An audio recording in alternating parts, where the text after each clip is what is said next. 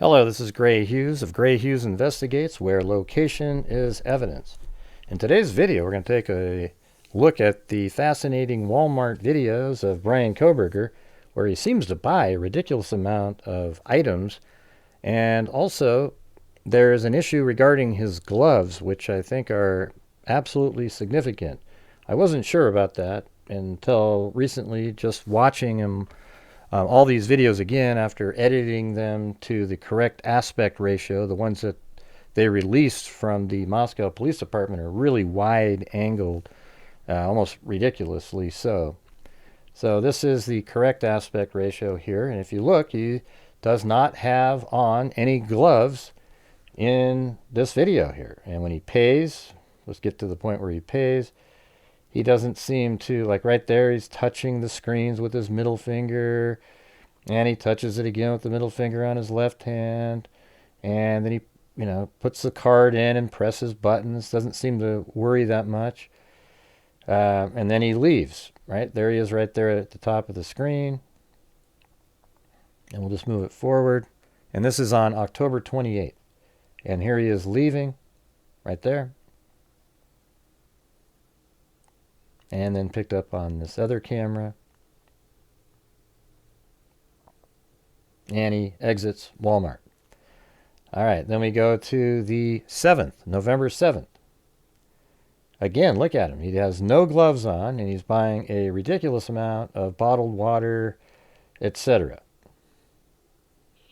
All right, and probably buying some non-dairy milk gallons. Right, but as you see, he doesn't have any gloves on. And then again at the end, he's putting cards in and pressing buttons with his index finger. Doesn't care at all. And there he is exiting Walmart. And then here he is on November 10th. This is just 3 days before the murders. He goes in and he buys some bananas and some Marie Callender cuisines. I don't know what those are, but he's buying something in there. But again, he has no gloves on. And then when he pays, doesn't care. He's pressing buttons with his fingers, just like normal people. And then he exits. And there he goes, right there. And we can just play that at normal speed. And then here he comes again on November 12th. And this is the night of the murders, so it does go into the early morning hours of the 13th. But, like this evening going into the morning of the 13th.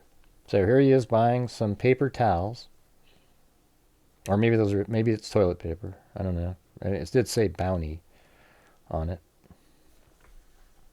But again, no gloves. He hasn't killed anybody yet. Not that we're aware of. And he is pressing buttons. Doesn't seem to worry.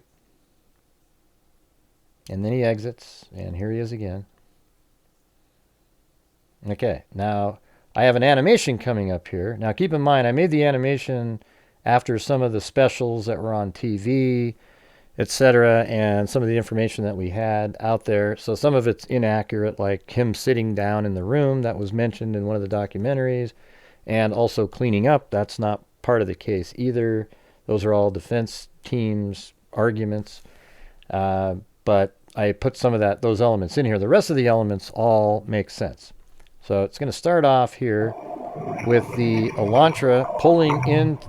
He's already been in the complex, and he just performed a 3-point turn and is now heading back behind 500 Queen Road. What I always think is interesting, if you look at all the surveillance footage, you can literally see it up here at the top in that upper window. You can see the vehicle, the light as it's turning, it gets bright. Boom, right there, it turned. It's just getting up to the top, and then here it is coming around up here behind 500 Queen Road. And it just drove by there. And then at 4:07 and 47 seconds is when the lights hit the top of a building that you can see from 1112 King Road. All right, now we have Kohberger entering the house. And you can see him going up the stairs. He's got the K-bar knife in his hand, wearing gloves. And goes in, and I think he went there just to kill Madison Mogen. And I believe he was going to leave the knife sheath there as a calling card. Now, you don't have to agree with that, nor does it even matter. But man, wouldn't that be great if he did try to leave it there as a calling card, and that's what led to his arrest, because the DNA from the sheath is what led to his arrest. All right, so there's Anna Kernodle. Let's say this is like 4:15 or so. She's in the kitchen and she hears sounds upstairs. And then she ends up going up there. You know, after dropping her bag off of DoorDash in the kitchen, she goes upstairs. And I think Kaylee Gonzalez was only killed because she was with Madison Mogen on the bed. I think they were calling Kaylee's boyfriend, just kind of laying there trying to get a hold of him, and they sort of went to sleep together on the same bed. And then Xana Kernodle goes upstairs to check on the sound that she hears. And it's right here, and so she backs away after seeing the person in the room, and she was running down the stairs, and then Kohberger chases her, probably so that she can't call anybody or do anything, and she doesn't really know what's happening so far. And then Kohberger chases her into the room, and then when he gets in the room, he attacks her, and then he attacks Ethan, probably does something to her really quick, and then goes over and attacks Ethan on the bed. Yeah, so I would think that the order probably was like quickly did something to Xana Kernodle, and then attacks Ethan next. Now the part about "it's okay, I'm here to help you," you know, that's the part that I'm not clear on when that was anymore. I used to have a pretty good theory on it, but did he just say that as he's chasing her, or did he attack her first and then she came to, and then he said that the next time to keep her from yelling? And so this is the part that probably doesn't exist, any cleaning up at all. That was just in one of the documentaries out there. Cleaning up, and also how he sat down in that chair. That likely didn't happen. So the way I had it was that Xana was getting back up again, and that's when he said, "It's okay, I'm here to help you." And then he attacks her again. And then she fell into the nightstand. So this was just a representation I made a long time ago. It doesn't take into account any of the new information, but the sequence is probably similar, the order.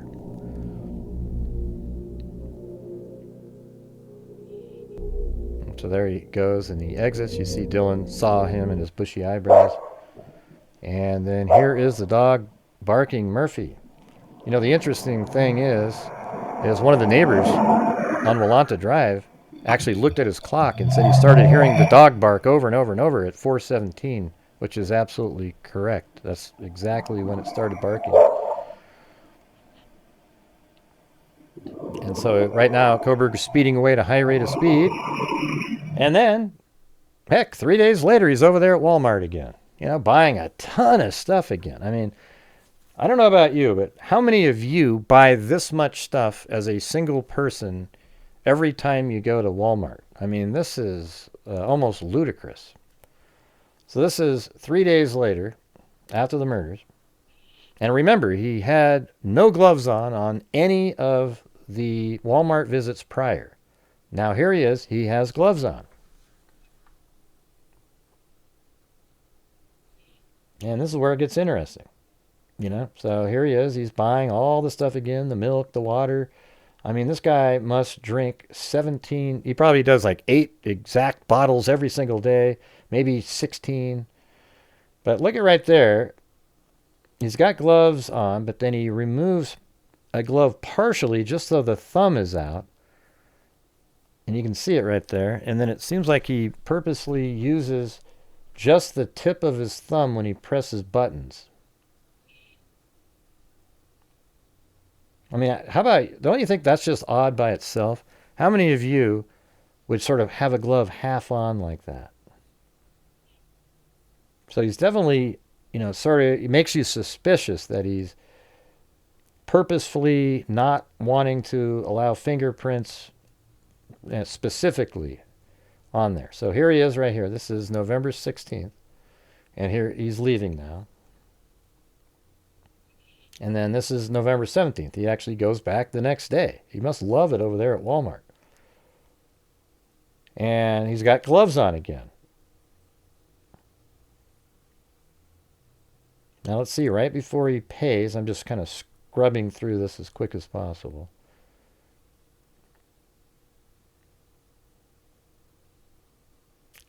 And there he goes. He just pulled part of the glove off and used the very tip of his thumb to select. He was probably struggling with the gloves on. You guys know how that works. If you wear gloves, it's hard to use your cell phone, slide around, or do anything like that. So here he is. Then he leaves again.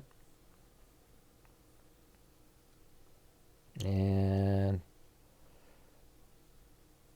this one I have it go a little too far. I should have paused the video about right when he got to the line, because that's the line right there. And there he goes, going out. And he's about to go outside through the next door. This is him leaving the building right there. Now let me know in the comments if you want me to post the full 50-minute video without any interruptions. It'll just be the video raw where you can watch it. It'll still have the zooming in part, just so you can tell who the subject is that the camera is looking at. And here he is again, gloves on again on November 23rd.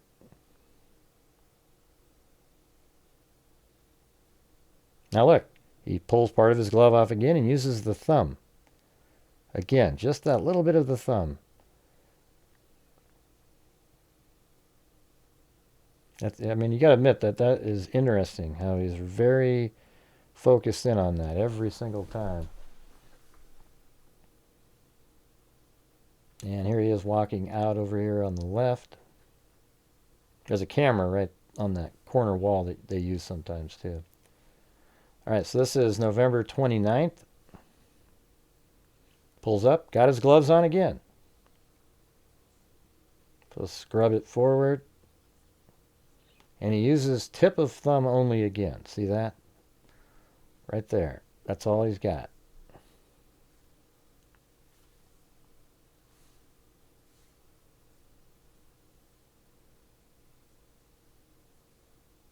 And right there he has his whole glove off, but he's not touching anything. He's just trying to get a card out of his wallet.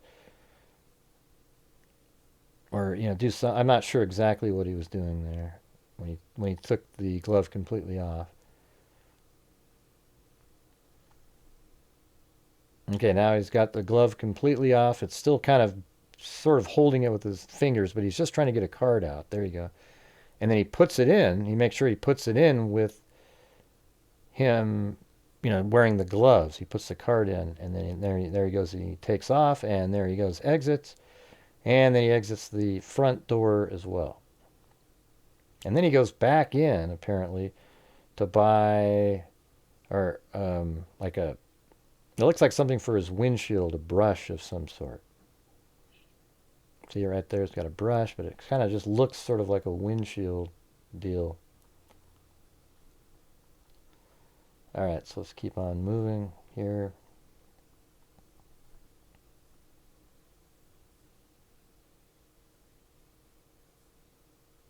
And then he gets that, and then he actually exits those same doors. And then this is December 1st. Surely he's not wearing his gloves this time. Up, there he goes again, gloves again.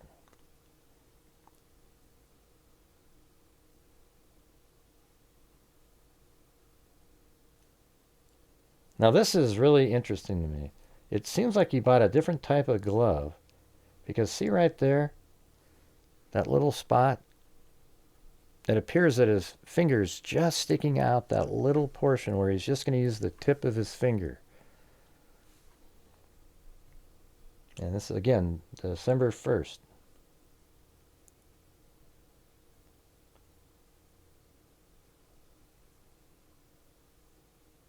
And again, he just exits and everything else is the same. Kind of goes over to the left-hand side. Now, I think this is the one where a worker there or some other lady ends up grabbing on and taking the same cart. So that's the cart, there's the handle, and then this lady comes up, grabs it and goes that way, and then that camera picks him up walking by right there. Just that little quick shot of that.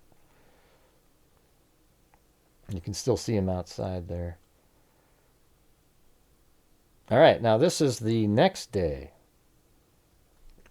December 2nd. Now I think this is I think she was Korean, a Asian lady that was a coworker of his that kind of liked him, and he's the one that put in her security system and stole items from her, etc. So I'm pretty sure that's who this is right here.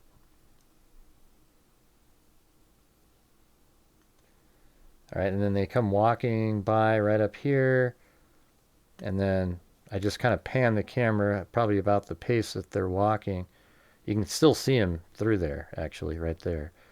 That's them.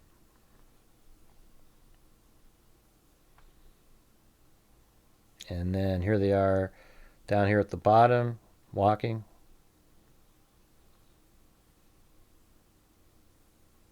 And here they are again coming towards the camera.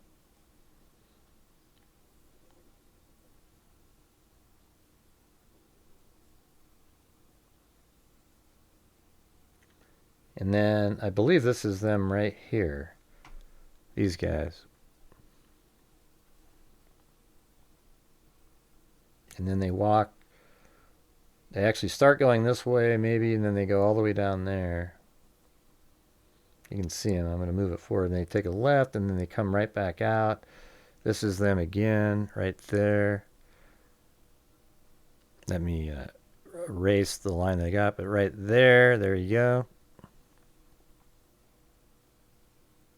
And then they're just kind of hanging out there, not sure what they're doing.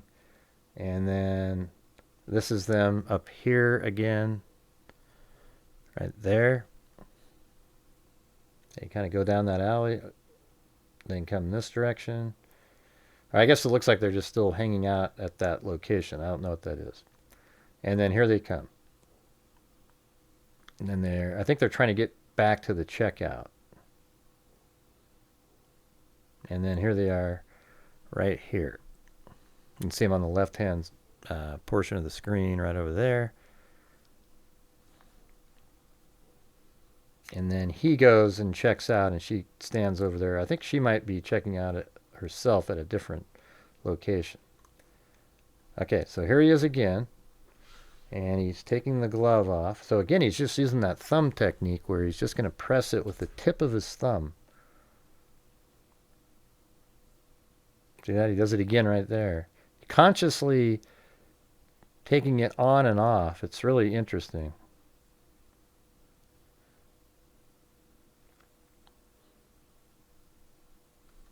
And then I think they both leave together right there. There they go. And they're heading out the doors and then outside.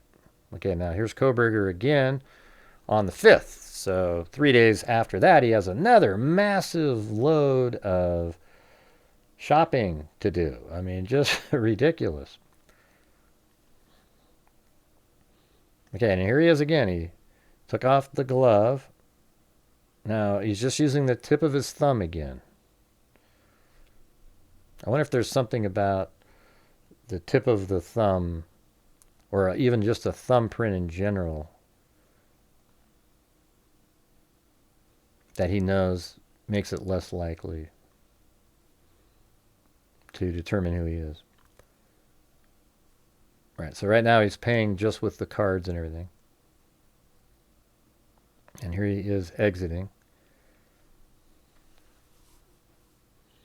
And he stops. Be interesting to see what he was checking on his phone right at that time on December 5th.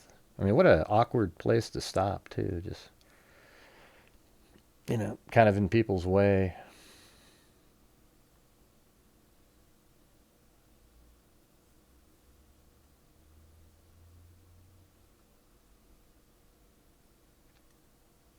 Okay, now this is the next day. Here he is on the lower left coming in. Not the next, yeah, it is the next day. And he's buying some more.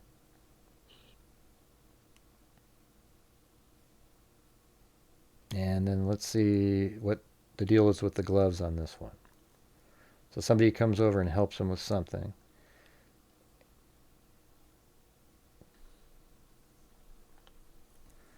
Let's see.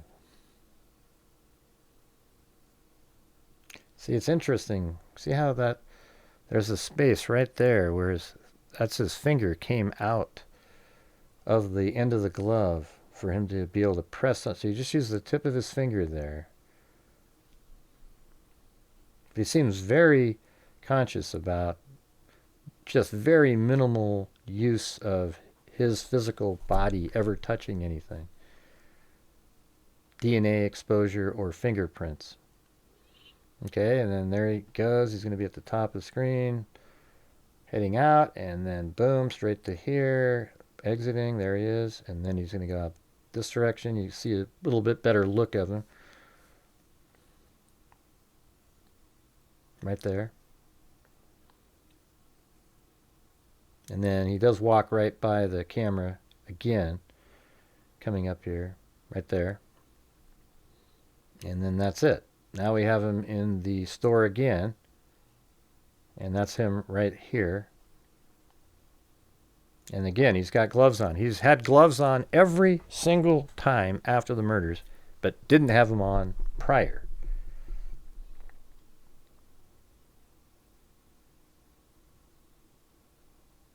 Now this is an interesting one here because he's got a hat there. Kind of makes you wonder if that's a balaclava that you can just use as a stocking cap too. And he's got his gloves on. And then he picks up that hat and he puts it on his head. And then he takes his gloves off and he lays them there. And now he's grabbing a card out of his wallet. I think at first he was looking for money or something, but then he grabs the card and he just uses the tip of his finger to touch again. And then, I think that's off the screen there. Let me see. There he goes. So takes off gloves and careful not to touch anything but his card. Yeah, I mean, that's what he's doing. See, and he grabs a card. He doesn't press on any screens other than just using the tip of a finger. So he's very conscious about it. It's crazy.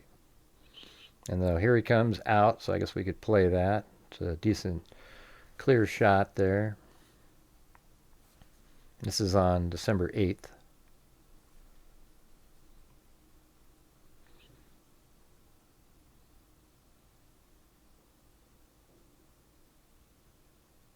And then he goes back inside. This is him again. So this is where, he probably had to go use the restroom. And so he's walking down here. Now, there's people that were in my chat that were saying that he placed his bag over there because there might be a sign that says you can't bring merchandise into the bathroom. I could understand. I guess I was sort of thinking about that later. People might bring in merchandise and then put it on themselves and then leave. So maybe that's something that he noticed. But he's got his bag here, and he looked over there, and then he put his bag, just sat it over here. He probably told the person, hey, can I set this here for a minute? I got to use the restroom. They even seem to acknowledge him. And then he goes in, so whatever he does in there, he's using the bathroom. And then I'm going to move it forward a little bit. And here he is leaving. And then he's going to grab the bag again.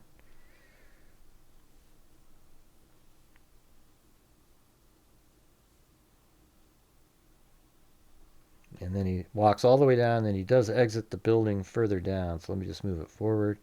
And this is probably the clearest video of any video that we have of him in any of the store footage. Now, it could be that all the footage is a little bit clearer than what we're getting. Here he comes right there. He's leaving the building. And that's it. So we just saw, all of the footage from Walmart Of course, it's sped up. Let me know if you want the full, slow version where you can just watch it.